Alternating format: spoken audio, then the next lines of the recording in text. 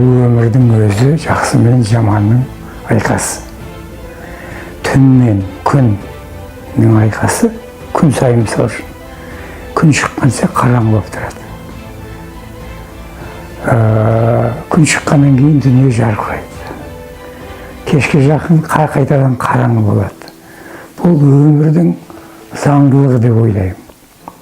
Жаратушы иеміз Алла. Алла жаратушы иеміз. Тек қана барлығын жақсылықпен жасап көрген болуы мүмкін. Бірақ адамдар бұзылып кеткен. Барлығы тоқшылық болғаннан кейін, бәрі жақсылық болғаннан кейін, өмірдің қызығы болмаған шығар деп ойлаймын. Анау Ғабеңнің аузын саламын осы ойды. Жақсылық болған шығар деп ойлаймыз.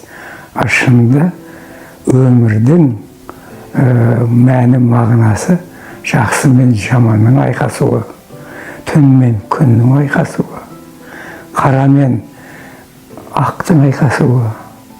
Солай.